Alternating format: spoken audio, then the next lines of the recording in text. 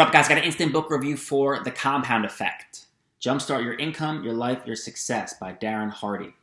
This book's really cool. It's all about the idea that small positive choices can have a huge impact on you in the long haul. So he operates by this formula that small smart choices plus consistency plus time equals radical difference.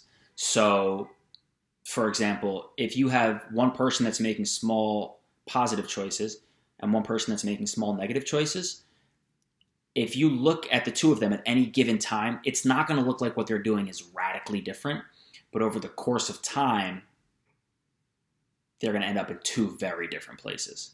So he gives a bunch of examples on that sort of speaks to this in the book. Everything from a spaceship expends way more energy when it takes off versus when it's traveling in the air. Newton's law of motion, objects in motion stay in motion. And it's just much easier to keep it going once you've started than to keep starting if you stop and then keep starting, if you stop and then keep starting if you stop.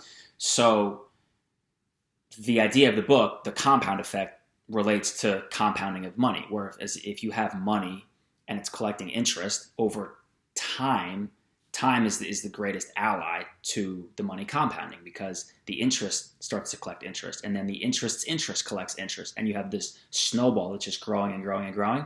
And so he says it's the same idea with our habits and our actions and their results.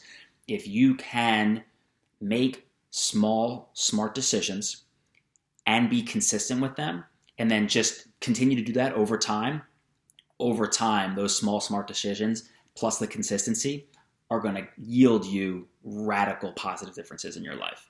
So this book is really cool. Ultimately, consistency is the special tool. He says inconsistency is the absolute killer of momentum, or as he calls it, Big Mo. And if you're not consistent with your habits and with your actions, you're just making it harder and harder for yourself, because you're forcing yourself to start over every single time you stop. So you should totally read this book if you have any interest in not just forming positive habits, but if you have goals and dreams that you're not really sure how to get there or where to begin. This book will help you compartmentalize it and make the concept feel way easier to grasp as far as breaking down what you need to do to end up in a totally different place. If you guys have read this, I'd love to hear what you think. Please send me in the comments something you liked or didn't like, something that might have stood out.